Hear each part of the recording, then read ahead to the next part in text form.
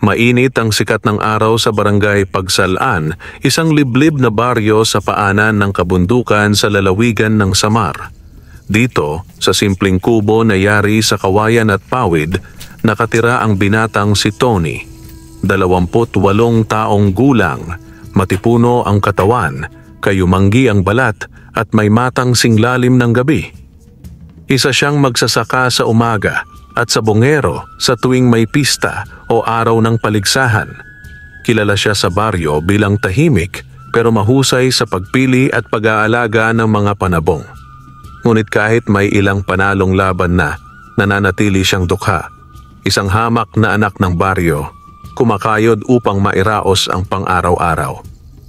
Tony, baka gusto mong sumali sa darating na sabong sa pista ng San Isidro, ani Mang Ruperto, ang matandang kumpare ng kanyang ama.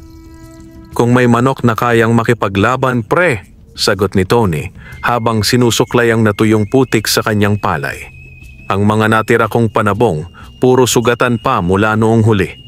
Sayang, malaki-laki ang premyo ngayon, 5,000 ang panalo at may kalaban pang tagabayan. Hindi na sumagot si Tony. Bagkus, tumangulang siya at tumuloy sa likod bahay kung saan naroon ang kanyang kulungan ng mga panabong. Isa-isang tinanaw ang mga ito. Karamihan ay may mga galos. May isang halos hindi na makalakad. Muling bumuntong hininga si Tony. Nang sumunod na araw, habang namimitas ng kamote sa gilid ng ilog, may narinig siyang kakaibang huni. Hindi ibon, hindi kuliglig, kundi parang tinig na may awit na di mawari. Hinanap niya ito, at sa gitna ng mga damuhan sa paanan ng bundok, nakita niya ang isang matandang lalaki, puting-puti ang buhok, nakasuot ng kupas na barong, at nakaupo sa tabi ng isang maliit na duyan na gawa sa yantok. Abay, magandang umaga po, Lolo, bati ni Tony. Ikaw ba si Tony, ang anak ni Mang Simeon? Tanong ng matanda. Hindi man lang tumingin. Opo. May panabong ka pa bang kayang lumaban? Nagulat si Tony. Wala na po. Bakit po ninyo natanong? Dahan-dahang tumayo ang matanda at itinaas ang kamay. Sa isang kumpas, parang may humuni mula sa ilalim ng lupa. Mula sa likod ng punong saging, lumabas ang isang tandang na hindi pangkaraniwan, itim ang katawan, pulang-pula ang suklay, at may kakaibang marka sa kanang paa nito, tila balat ng ahas. Tanggapin mo ito, Tony, sabi ng matanda. Panabong na hindi matatalo kung gagamitin sa tama. Pero mag-ingat ka, hindi ito basta-basta. Haha? Kaninong manok po ito? Sa akin. Pero ikaw na ang bagong tagapag-alaga. Nang akmang lalapitan ni Tony ang tandang, bigla na lamang nawala ang matanda at ang paligid ay tila natahimik. Wala na ang mga huni ng ibon ni ang agos ng ilog. Iniuwi niya ang manok. Pinagmasdan niya ito sa ilalim ng liwanag ng araw. Totoo nga, may parang balat ng ahas ang paa nito. Ngunit tila sanay sa tao sapagkat hindi ito mailap. Ipinangalan niya ito na Halimaw. Simula noon, nagbago ang lahat. Lumipas ang 3 araw mula nang tanggapin ni Tony ang mahiwagang tandang mula sa matanda sa paanan ng bundok. Sa kabila ng pagtataka at kaba, nagpatuloy siya sa kanyang araw-araw na gawain bilang magsasaka. Ngunit sa bawat araw na dumaraan, lalo niyang napapansin ang pambihirang ugali ng manok. Hindi ito tulad ng ibang panabong, hindi ito matatakutin, at tila ba naiintindihan ng bawat salita ni Tony. Halika, Halimaw, tawag niya minsan habang hawak ang palanggana ng tirang kanin. Laking gulat niya nang dumiretso agad ang tandang sa kanya, hindi tulad ng ibang manok na kailangang habulin pa sa paligid ng kulungan. Minsan na may nakita niya itong nakikipagsabayan sa mga ahas sa palayan. Hindi ito umaatras, bagkus ay nilalabanan pa nito ang mga ito gamit ang matalim nitong tuka. Isa pa, tuwing gabi, hindi ito natutulog. Nakatayo lang ito sa sulok ng kulungan, nakatitig sa dilim. Dumating ang araw ng pista. May sabong sa kabayanan ng Santa Rosa, mga 5 kilometro ang layo mula sa kanilang baryo. Malaking paligsahan ito. May mga sabongherong galing pa sa Leyte at Masbate. Isa ito sa mga pinakaabangan taon-taon at ang mananalo ng punong laban ay makakakuha ng 5,000 piso, isang sako ng bigas at isang bisikletang bago. Wala akong ibang pag-asa kundi ikaw. Bulong ni Tony kay Halimaw habang nilalagay ito sa kawayan na lalagyan para sa biyahe. Huwag mo akong ipahiya. Pagdating sa sabungan, lahat ng mata ay nakatuon sa kakaibang anyo ng tandang ni Tony. Ano yan? May balat ng ahas sa paa. Sigaw ng isang lalaki. Nako, malas yan. Dapat sinusunog ang mga ganyang manok. Sigaw naman ng isa. Ngunit hindi natinag si Tony. Alam niyang may kakaibang lakas ang panabong niyang ito. Isang bagay na hindi basta-basta makikita ng ordinaryong tao. Nilapitan siya ni Kapitan Berting, ang tagapangasiwa ng paligsahan. Gusto mong isali yan, Tony? Tanong niya habang nakatitig sa paa ng manok. Mukhang alaga ng engkanto. Oh, Cap, sa main event. Nagulat ang lahat. Isa ang main event sa pinakamahigpit na laban at ang kalaban niya ay si Mang Ibo. Isang kilalang sabongero na may panabong na nanalo na ng 6 na sunod-sunod na laban. Tiningnan ni Mang Ibo si Halimaw. Napangisi. Ikaw talaga, Tony. Mukhang desperado ka na, ani Mang Ibo. Pero sige, kung gusto mong matalo agad, tara. Nang dumating ang oras ng laban, nag-ingay ang buong sabungan. Ang mga manok ay inilapag sa gitna ng ruweda. Si Halimaw ay kalmado habang ang manok ni Mang Ibo ay agang nagpakitang gilas. Tumilapon agad ang kalabang panabong sa unang pre-fight. Ngunit nang magsimula na ang mismong laban, iba ang nangyari. Parang demonyo sa bilis si Halimaw. Isang talon, isang ikot at isang malalim na tuka sa leeg ng kalaban. Bagsak agad ang panabong ni Mang Ibo. Patay. Tahimik ang buong sabungan. Walang makapaniwala. Si Mang Ibo mismo ay hindi makagalaw. Panalo si Tony, sigaw ng announcer. Isang bagsak lang.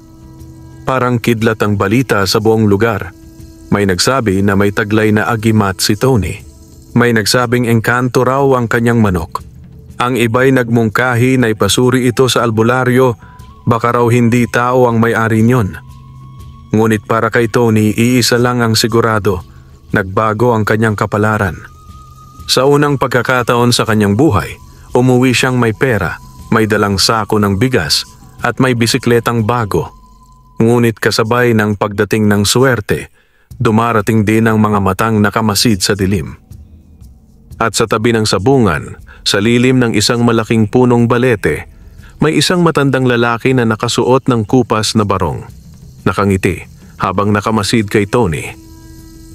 Pagkalipas ng ilang araw mula sa pagkapanalo ni Tony sa sabong, naging usap-usapan siya sa buong bayan.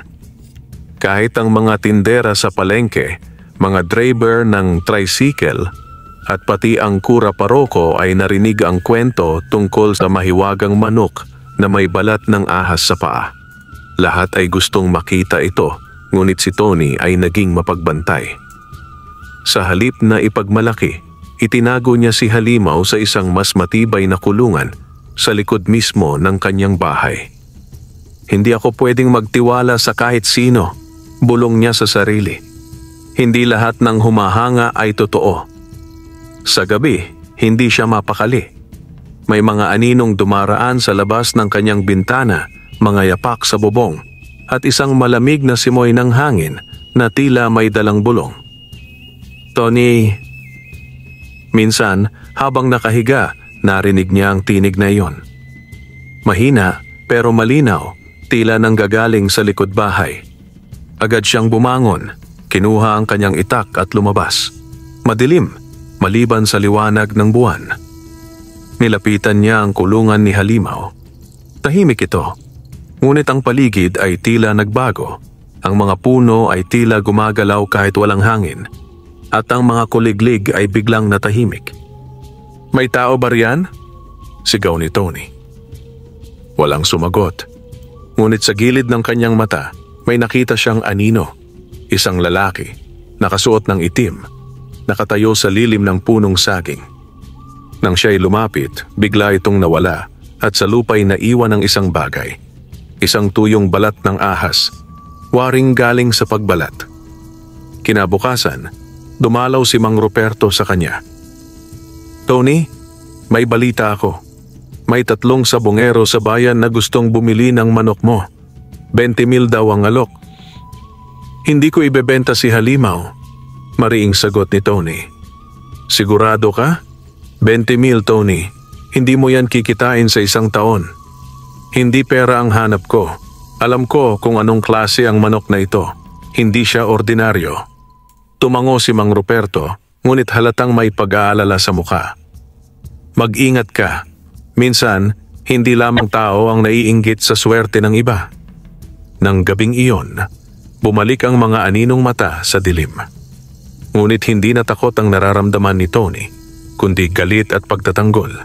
Kinuha niya ang lumang anting-anting ng kanyang ama, isang maliit na medalyon na may ukit ng mata at araw, at isinuot ito sa kanyang leeg.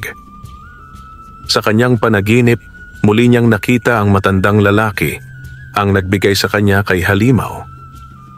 Nagsisimula na ang gulo, wika nito.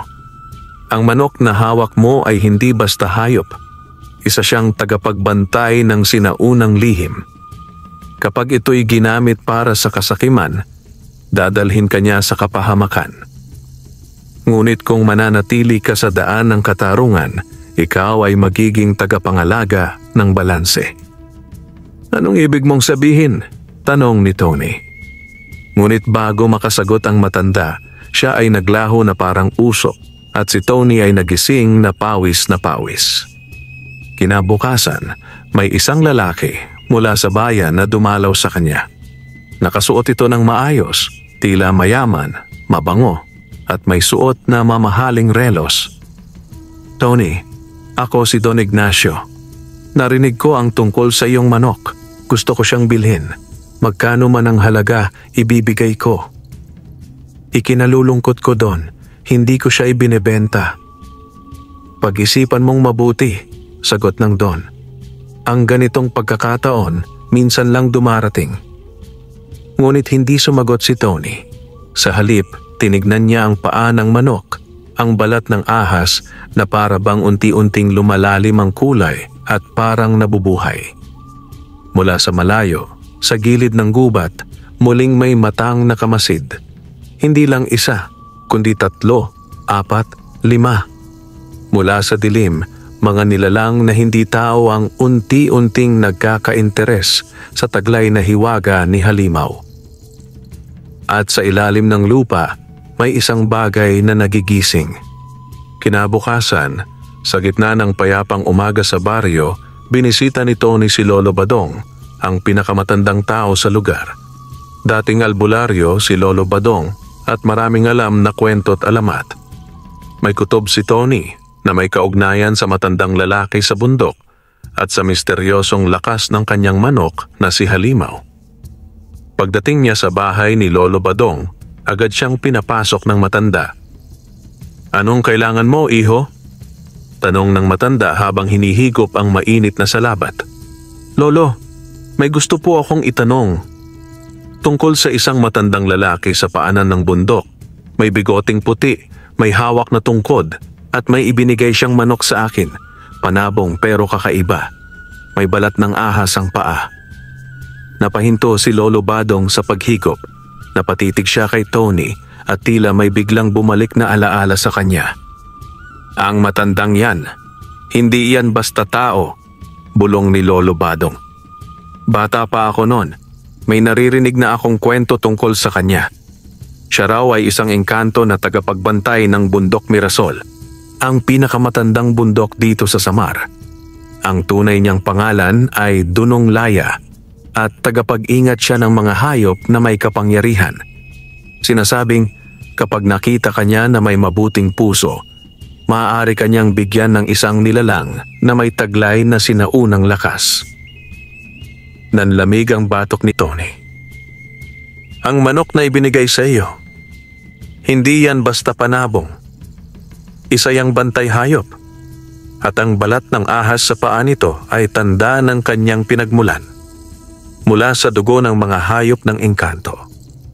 Hindi yan dapat ipagmalaki o ibenta. Dapat iyang ingatan sapagkat kung mapasakamay ng masama, maliligtas ang masama at masisira ang balanse sa pagitan ng mundo natin at ng kanila. May mga anino pong sumusunod sa akin, Lolo. At kagabi, napanaginipan ko uli si Dunong Laya. May binanggit siyang bantay ng lihim. Ano pong ibig sabihin nun? Napapuntong hininga si Lolo Badong. Tony, ngayon ko lang sasabihin sa iyo ang matagal nang tinatago ng aming angkan. Ang buong baryo natin ay nakatayo sa ibabaw ng isang sinaunang pintuan. Isang lagusan patungo sa daigdig ng mga nilalang na matagal nang nawala sa ating paningin. Noong unang panahon, pinrotektahan ng mga engkanto ang lagusang iyon, pero habang lumilipas ang mga henerasyon, unti-unti itong nakalimutan. At ngayon, bumabalik na ang panganib. Paano po ako nasangkot dito? Dahil pinili ka ni Dunong Laya, sagot ni Lolo Badong. At ang manok mong si Halimaw ay isa sa 3 natitirang bantay hayop na may kakayahang pigilan ang pagbukas ng lagusang yon. Ngunit hindi ka nag-iisa, may mga nilalang na nais siyang makuha. Ang ilan ay hindi tao at ang iba'y dati mong kabaryo. Nanlaki ang mata ni Tony. Ibig niyong sabihin, may mga tao rito na hindi na tao ngayon? Tumango si Lolo Badong. At unti-unti na silang gumigising. Nagbabadya ng unos ang langit sa labas ng bahay ng matanda. Ang hangin ay naging malamig at may mga uwak na biglang nagsulputan mula sa kagubatan. Hudyat ng pagbabagong paparating. Kung gusto mong mabuhay, Tony, ani Lolo Badong habang kinukuha ang isang lumang kahon na may ukit ng mata at kaliskis. Kailangan mong tanggapin ang tungkulin mo. Hawak mo na ang bantay hayop. Ngayon kailangan mo na rin ng agimat ng ugnay. Isuot mo ito sa gabi. Magbabantay sila, maghihintay ng pagkakamali. Ngunit kung ikaw ay maninindigan, may mga puwersang kakampi sa iyo. Binuksan ni Tony ang kahon. Sa loob ay isang pulseras na yari sa pinatuyong balat ng ahas. May nakaukit na sinaunang sulat sa wikang hindi niya alam. Pagkasuot niya nito, parang may mainit na kuryente ang dumaloy sa kanyang braso. At sa sandaling iyon, naramdaman niyang hindi na siya ang dating simpleng magsasaka. Hindi pa man sumasapit ang dilim, ramdam na ni Tony ang kakaibang kilabot sa paligid. Habang papauwi galing kina Lolo Badong, tila may mata na nakatingin sa kanya mula sa kakahuyan. Nakapulupot sa kanyang kaliwang braso ang agimat ng ugnay. Mainit pa rin at para bang buhay. Pagdating sa kanyang bahay, agad siyang sinalubong ni Halimaw. Naglalakad ito sa paligid ng bakuran, tila may hinahanap o binabantayan. Mapula ang mga mata ng manok at ang mga paa nitong may balat ng ahas ay tila mas bumigat at nagsimulang umukit sa lupa ng kakaibang hugis. Tila ba nararamdaman mo rin ang panganib, Halimaw? Bulong ni Tony. Kinagabihan, habang nananahimik ang baryo, nagsimulang lumamig ang hangin. Mula sa kakahuyan, may mga aninong gumagapang. Hindi sila karaniwang tao. May mga matang kumikislap sa dilim. Mga katawan nilang mahahaba at tila nababanat gaya ng ahas, ngunit may mukha ng tao. Ang mga ito ay tinatawag sa alamat bilang sukob na diwa. Mga dating tao na kinain ng kasakiman at isinumpa ng mga engkanto. Uhaw sila sa kapangyarihan at dugo ng hayop na galing sa mundo ng engkanto. Sa loob ng bahay, biglang tumunog ang pulseras ni Tony. Parang may kumakalabit sa kanyang balat, nagbababala.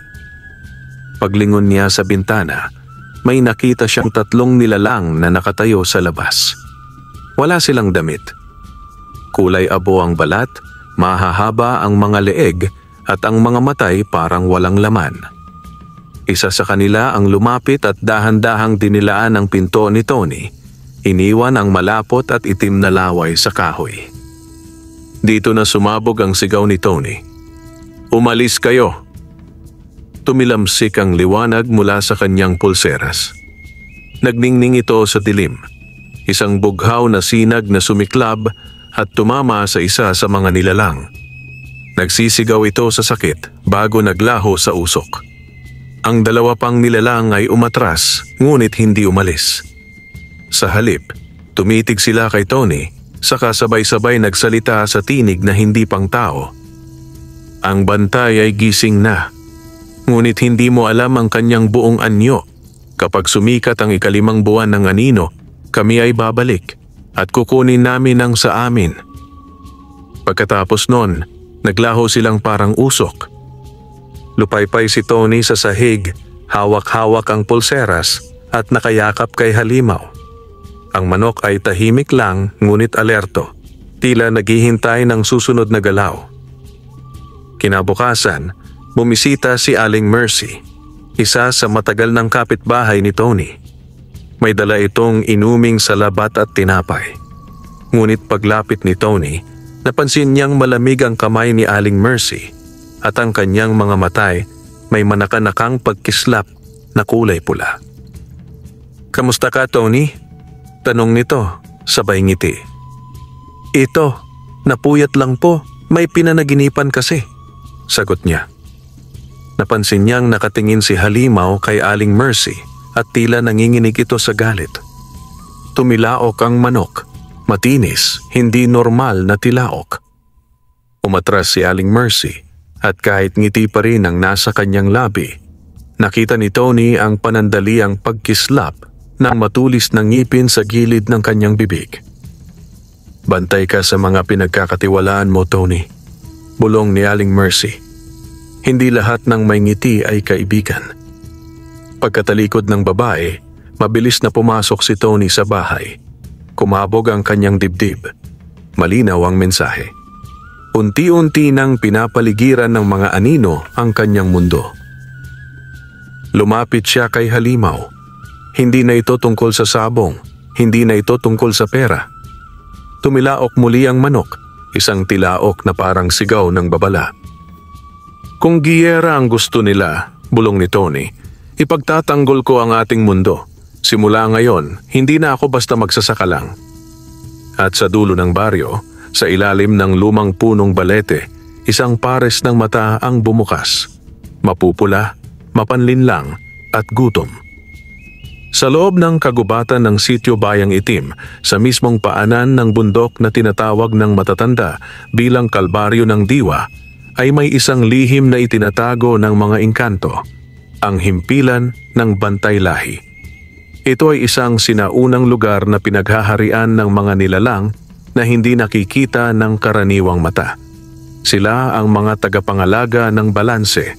Hindi lahat mabuti, ngunit hindi rin lahat masama. Sa gitna ng lugar na ito, muling ipinatawag si Lolo Badong ng Diwata ng Liwanag, si Amara. May taas na 6 na talampakan. Maputi ang buhok ngunit wala ni isang kulubot sa muka at ang tinig ay kalmadong tila hampas ng hangin sa dahon. "Lolo Badong," sambit ni Amara. Nanggising na ang mga sukob. Pinagmamasdan nila ang batang may taglay ng halimaw. "Napapansin mo na ba ang pagkakaiba sa paligid?" Tumango si Lolo Badong. Hindi nakatahimikan ang bumabalot sa samar. May amoy na ang hangin, amoy dugo, amoy kasinungalingan.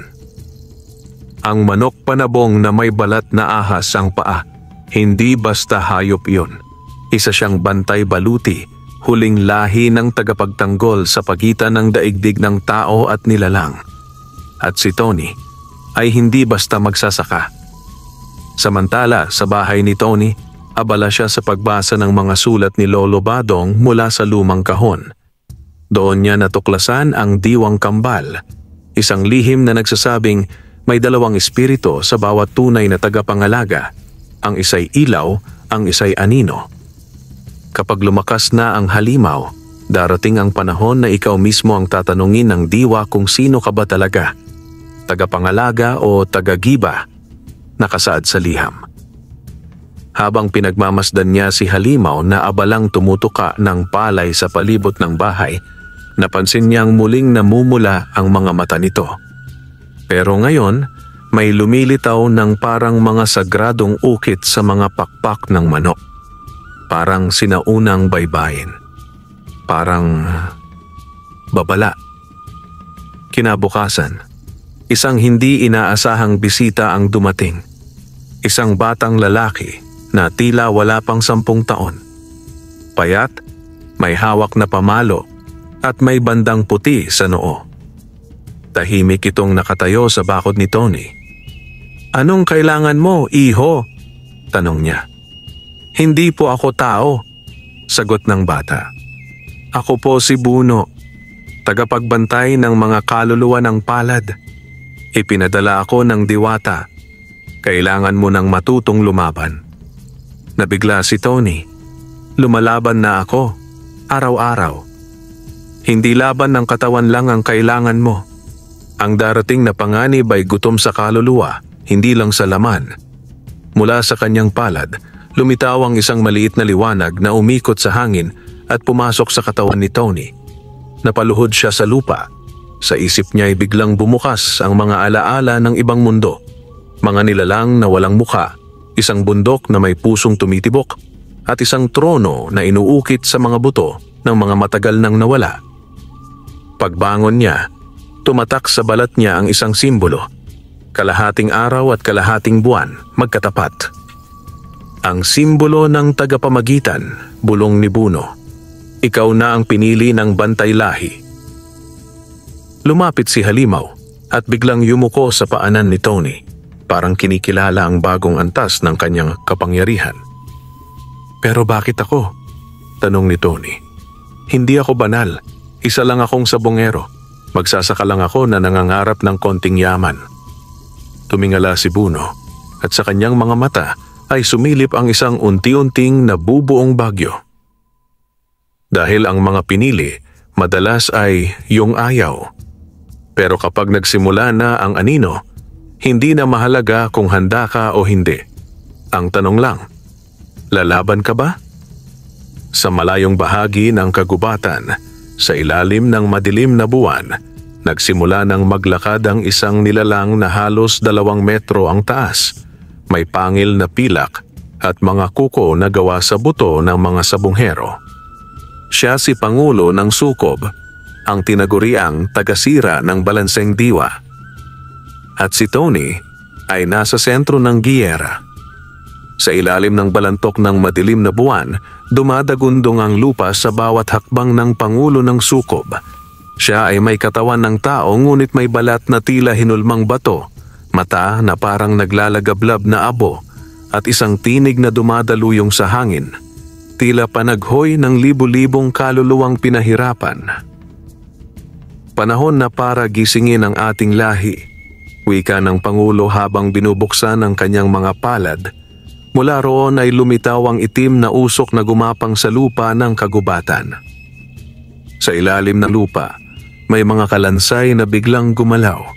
Isa-isa bumangon ng mga sukob, mga nilalang na dating tao, ngunit nilamon ng inggit, kasakiman, at pangakong kapangyarihan. Sa pagkabuhay nilang muli, ang kanilang balat ay tuyo at sing-itim ng gabi. Ang mga mata ay wala ng puti at ang bawat hiningay may halong laso ng puot. Samantala, si Tony ay bumalik sa bahay, hawak pa rin ang sulat ng kanyang lolo. Kasama niya si Buno at si Halimaw na ngayon ay tila mas alerto kaysa dati. Mula sa sulok ng kanyang taniman, nararamdaman niya ang unti-unting pag-init ng lupa. Tila ba may nagbabadyang sumambulat mula sa kailaliman. "Buno," tanong ni Tony habang pinupunasan ang pawis sa kanyang noo, "ano bang totoo sa mga sukob na yan? Bakit parang alam nila agad kung nasaan ako?" "Dahil ikaw ang huling tagapagdala ng balat-bantay," sagot ni Buno. "At ang balat ni Halimaw ay palatandaan ng kasaysayang gustong burahin ng mga sukob. Hanggat buhay ang panabong mo, buhay din ang lihim na binabantayan niya." Nang gabing iyon, napuno ng usok ang paligid ng bahay ni Tony. Mabigat sa dibdib ang hangin. Dinig ang pagaspas ng mga aninong tila may pakpak. Hindi pa man sumisikat ang araw, pinalibutan na ang kanyang bakuran ng mga nilalang na hindi lumalapit, ngunit naroroon, nagmamasid, naghihintay. Lumabas si Tony, dala ang gulok ng kanyang ama, at ang agimat na suot sa kanyang leeg. Isang mutya na hugis mata na gumuguhit ng liwanag kapag may panganib. Sumunod sa kanya si Halimaw, ngayon ay mas malaki na kaysa dati at ang mga pakpak nito ay kumikislap sa ilalim ng buwan, parang may sariling buhay. Hindi ito karaniwang gabi, bulong ni Tony sa sarili. At hindi na rin ako ang dating magsasakang si Tony. Sa gitna ng katahimikan, isang boses ang sumambulat sa hangin. Tony, tagapagdala ng hiwaga ng lahi. Ibalik mo sa amin ang balat ng ahas. Hindi ito iyo. Hindi ito para sa tao. Nagpakita ang pangulo ng sukob. Nasa ibabaw ng punong mangga sa likod ng bahay. Sa likod niya, libu-libong pares ng mata ang kumikislap sa dilim. Anong balat ang sinasabi mo? Singhal ni Tony. Ang balat ng bantay baluti, sagot ng pangulo. Yan ang nakabalot sa paa ng iyong manok. Balat na inihandog ng mga unang engkanto upang panatilihin ang balanse ng mundong ibabaw at ilalim. Hindi ko ito kinuha. Ibinigay ito sa akin. Pinili ako ng engkanto, sagot ni Tony. Inilalabas ang agimat. Walang pinipili ang tadhana. Ang tadhana'y inaangkin. Biglaang umatake ang tatlong sukob mula sa likod. Subalit mabilis ang kilos ni Halimaw. Tumaas ang kanyang pakpak at mula sa mga balahibo nito ay sumambulat ang liwanag na parang matatalas na sibat. Tumilapon ang mga nilalang, nangingisay at naglaho sa alikabok. Lalo namang nagngit-ngit ang pangulo ng sukob. Kung ganon, magsisimula na ang digmaan. Pumikit si Buno at nagdasal sa diwata. Ngayon na, ipahayag ang tawag ng Kalbaryo. Mula sa kabundukan ng Samar, biglang nagliwanag ang tuktok ng bundok.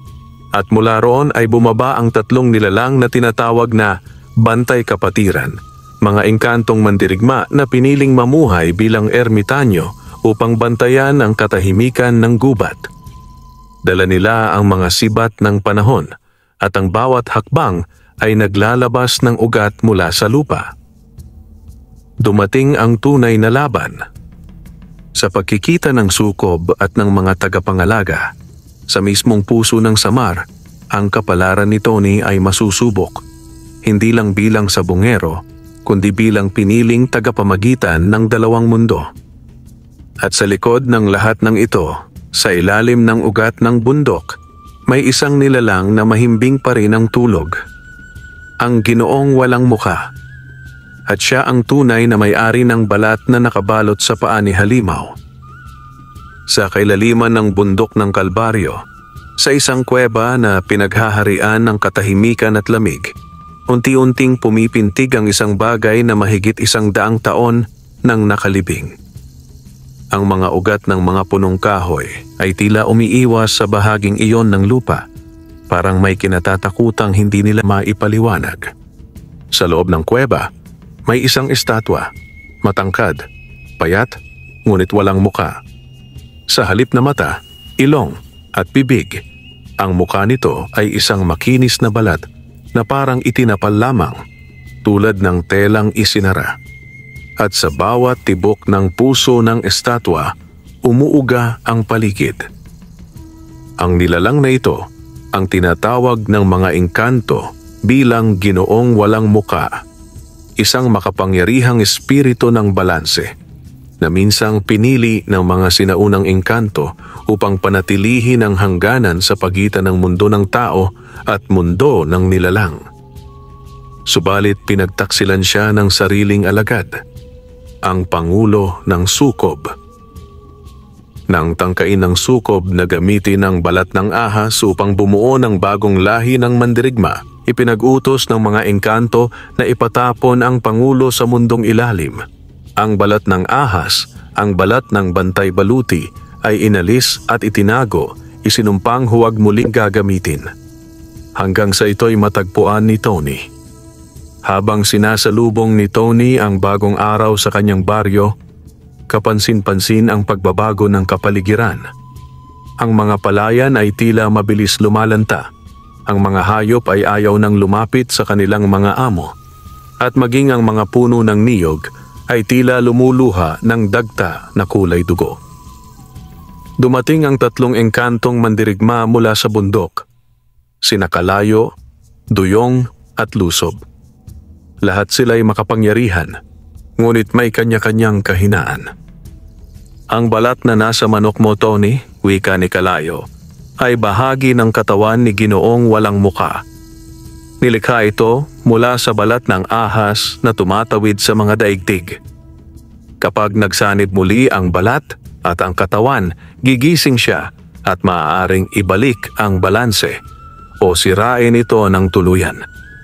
Napakunot ang noo ni Tony. Bakit hindi na lang natin sunugin ang balat o tanggalin sa paa ni Halimaw? Sumabat si Duyong. Hindi mo maaaring sirain ang isang balat ng diwata. Isa itong buhay na kapangyarihan. Kapag pinilit mong sirain ito, maaaring ikaw ang mamatay. Teka, ibig bang sabihin, di lang basta swerte ang dala ni Halimaw? Hindi swerte, Hanilusob, kundi tungkulin. Si Halimaw ay nilikhang tagapagdala. Isa siyang panabong na may misyon. At ikaw, Tony, ay pinili hindi bilang sabongero, kundi tagapamagitan ng daigdig. Samantala, sa kabilang dulo ng gubat, naghahanda ang mga sukob. May bagong plano ang kanilang pangulo, maghain ng isang buhay na tao upang gisingin si Ginoong walang muka. Dalhin ang panganay na anak ng punong barangay, ihain siya sa pugad ng hukay, utos ng pangulo. At ihanda ang 10 ulit na orasyon ng pagbangon. Bumalik si Tony sa kanyang bahay upang ihanda si Halimaw. Subalit sa halip na matagpuan ang kanyang panabong sa kulungan, nakita niya ang bukas na ito at ang lupa sa paligid ay may mga bakas ng pagsabog. Duguan ang sahig. May bahid ng paglalaban. Halimaw! Sigaw ni Tony. Wala ang panabong. Sa malayo, may iniwang pahimakas si Buno. Isang dahon ng saging na may sulat gamit ang dugo ng hayop. Kinuha na siya. Sa ilalim ng bundok, sa bangin ng kalbaryo, sundan ang dilim. Hindi na nagdalawang isip si Tony. Isinuot niya ang balabal ng kanyang lolo, isang anting-anting na yari sa sinulid ng alitaptap at balahibo ng uwak. Kinuha ang gulok, isinabit sa balikat ang mutya, at lumakad patungong bundok. Sa kanyang tabi, naglakad si Buno at ang 3 engkanto. Habang pataas sila sa kalbaryo, lalong lumalalim ang gabi. Ang buwan ay parang duguan at ang mga puno ay parang mga multo. Sa bawat hakbang, mas nararamdaman ni Tony ang pagtawag ng hindi niya maipaliwanag. Isang tinig sa kanyang isip na paulit-ulit na sinasabi, "Halika, tagapagdala. Panahon mo na, buksan mo ang pinto." At pagdating nila sa bungad ng kuweba, nandoon si Halimaw, nakagapos sa gitna ng aninong altar. Sa paligid, daan-daang sukob ang nakaluhod, umaawit ng orasyon. Sa harap ng lahat, nakatayo ang pangulo. At dumating na nga ang pipili sa kapalaran ng 2 daigdig. Sa pagkakataong ito, walang atrasan. Tahimik ang paligid, ngunit nag-uumapaw sa tensyon. Nakatayo si Tony sa harap ng kuweba ng kalbaryo, habang sa loob nito'y naroroon si Halimaw, nakagapos, nanginginig at napapaligiran ng daan-daang nilalang na sukob. Sa gitna nila, ang pangulo, nakasuot ng kapa mula sa balat ng uwak, may mukhang tinatakpan ng puting maskara na tila gawa sa buto. Tumigil ang orasyon ng mga sukob. Ang pangulo ay umangat ang kamay. Hawak ang isang kutsilyong may pulang kristal sa dulo. Sa altar na gawa sa batong may hugis ahas, Nakahandusay ang batang lalaki, anak ng punong barangay, na kanilang ihahain bilang panawag. Simulan na ang dugo ng panawag, anang Pangulo. Ang balat ng ahas ay narito na, nasa paa ng panabong. Oras na upang bumangon ng Ginoong walang muka. Huwag! Umalingaw-ngaw ang sigaw ni Tony. Hinugot niya ang kanyang gulok na kargado ng anting-anting, sabay bitaw ng lumang orasyon na tinuro sa kanya ng 3 engkanto. Sa ngalan ng apoy, tubig at ulap, ikinakalas ko ang tali ng kadiliman. Lumaban ka, halimaw. Kumislap ang pulang sinag mula sa paa ni Halimaw. Umangat ito sa ere kahit nakatali at biglang napunit ang mga gapos. Lumundag ito sa hangin, nagpaikot at tumalon pabalik kay Tony. Isang sigaw ng sabong panlaban ang lumabas sa bibig nito. Hindi tahol, hindi huni, kundi sigaw ng diwata. Nagmura ang Pangulo. Walang makakapigil sa pagbangon. Isang patak ng dugo. Iyan lang ang kailangan ko. Pero huli na. Lumapit si Tony sa bata. Sinagip ito mula sa altar, habang si Buno at ang 3 engkanto ay hinarap ang mga sukob. Naglaban ang liwanag at dilim sa mismong bibig ng kuweba. Lumipad si Kalayo, nagpasabog ng apoy mula sa kanyang mga kamay. Si Lusob ay ginamit ang kanyang lakas upang lamugin ang mga sukob, habang si Duyong ay gumamit ng tubig upang balutin ng asido ang kanilang mga balat. Habang nagkakagulo, isang matinis na tunog ang umalingaw-ngaw. 1, 2, 3 patak ng dugo ang bumagsak sa altar. Tumibok ang lupa. Umuga ang kuweba. Bumangon ang Ginoong walang muka. Ang kanyang katawan ay mahaba't payat, may balat na parang ahas, ngunit kumikislap sa liwanag ng buwan. Wala pa rin itong muka. Sa halip, may matandang telang nakabalot sa kanyang ulo. Isa itong sinaunang piring ng mga engkanto. Lahat ay tumigil sa paggalaw, tumigil sa paghinga. Lumapit si Tony, kasama si Halimaw. Hawak ang balat sa paa ng kanyang manok. Dito, sa harap ng nilalang ng kawalang muka, nagsalita siya. Ikaw ba ang Ginoong walang muka? Tumango ang nilalang. Mula sa walang bibig na mukha nito, may lumabas na tinig. Ako ang boses ng balanse. Ako ang hangganan. Ako ang simula at katapusan. Nagsalita rin ang Pangulo. Dakilang Ginoo. Ako ang iyong lingkod. Ako ang nangalap ng dugo. Ako ang bumuo ng hukbo. Ako ang nagbalik ng iyong balat. Pero hindi siya pinansin ng Ginoong walang muka. Bagkus, lumapit ito kay Tony. Hinawakan nito si Halimaw at tinanggal ang balat na nakabalot sa kanyang paa. Muling binuo ang balat sa sarili nitong katawan. Biglang lumiwanag ang katawan ng nilalang. At sa wakas, dahan-dahang naghubog ang isang muka. Hindi muka ng halimaw, hindi muka ng tao, kundi muka ng lahat ng nilalang. Isang pinagsamang anyo ng aswang, engkanto, duwende, tao, hayop at diwata. Tony, wika ng nilalang. Dahil sa iyo, muling nabalanse ang dalawang mundo. Ngunit ang sukob, hindi na maaring manatili. Pinarusahan ko na ang kanilang pinuno. Tumingin si Tony sa kanyang paligid. Ang Pangulo ay natutunaw na parang kandila. Isang sigaw ang iniwan nito habang naglalaho sa hangin. Hindi pa ito ang wakas. Hindi pa. Sa pagtatapos ng digmaan, dinala ni Tony pabalik sa baryo ang bata. Si Halimaw ay muling ginawang panabong, subalit ngayon, wala na ang balat ng ahas sa kanyang paa. Isa na lamang siyang ordinaryong manok, ngunit may alaala ng kapangyarihan. Ang mga engkanto ay bumalik sa gubat. At si Tony? Nanatili sa kanyang baryo, isang magsasakang sabonghero. Ngunit kung minsan, kapag hating gabi at may sabong na tahimik sa dilim, may sumisigaw ng, "Bumangon ang tagapamagitan!" At alam ng lahat, ang balanse ay nananatili habang may Tony sa Samar. Lumipas ang ilang buwan matapos ang digmaan sa kuweba ng Kalbaryo. Bumalik na ang tahimik na pamumuhay sa baryo ni Tony. Wala na ang mga sukob at tila ba'y muling nanumbalik ang sigla ng lupa, ang tamis ng hangin at ang aliwalas ng araw. Ngunit sa ilalim ng katahimikang iyon, may panibagong panganib na kumikilos. Isang gabi, bago ang pista ng baryo, nagtipon ng mga matatandang sabongero sa ilalim ng malaking puno ng akasya sa gitna ng sabungan.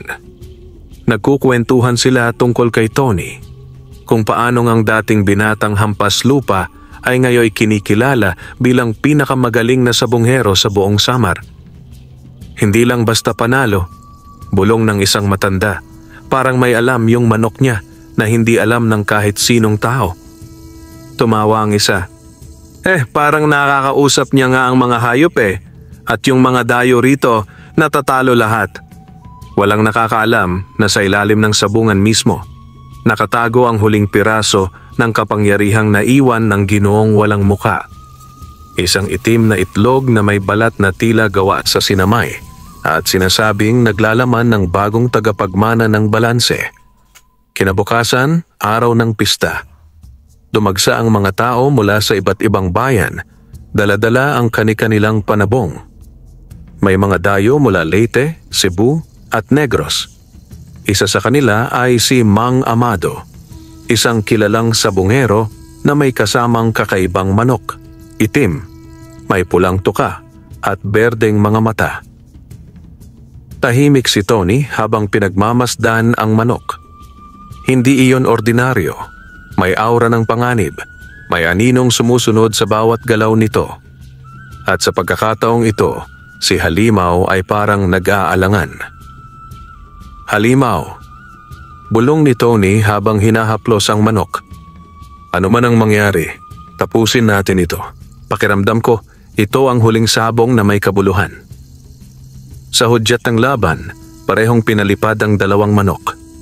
Sa isang iglap, umangat sila sa ere. Nagbanggaan ang mga tuka, sumambulat ang mga balahibo at tila huminto ang oras habang pinagmamasdan ng libu-libong tao ang kakaibang labanang iyon. Biglang nagliwanag ang gitna ng ruweda. Ang dalawang manok ay hindi na manok. Sa paningin ng iilan, sila ay naging dalawang espiritu, ang tagapagtanggol ng balanse laban sa nilalang ng kasinungalingan. Nagpakilala si Mang Amado. Hindi siya tao. Ako ang huling sukob na buhay sa katawan ng isang sabongero. At ang manok ko, ito ang bagong uod ng kadiliman. Lumundag si Halimaw at sa kanyang mga mata, bumalik ang sinag ng balat ng ahas. Nagliyab ang paligid. Ang sabungan ay biglang napalibutan ng ulap. Lahat ng tao ay hindi makagalaw. Tanging si Tony, si Halimaw, si Mang Amado at ang kanyang itim na manok ang makakilos sa loob ng balangkas ng huling orasyon. Orasyon ng pagtatapos, sigaw ni Tony. "Sa ngalan ng liwanag, tinatawag kita Halimaw. Sa huling sabong, ibigay mo ang lahat." Nagapoy ang paa ni Halimaw. Muling lumabas ang sinaunang balat ng ahas, bumalot sa buong katawan nito. Mula sa balahibo ay tumubo ang maliliit na palasong ginto. Lumipad ito, dire-diretso sa kalaban. Sa isang matinding pag-atake, tinukan nito ang puso ng itim na manok. Pumutok ang katawan ng nilalang. Sumigaw si Mang Amado at mula sa katawan nito ay lumabas ang tunay niyang anyo. Isang aninong nabubulok, nababalot ng lumang damit at may mga mata ng bangkay.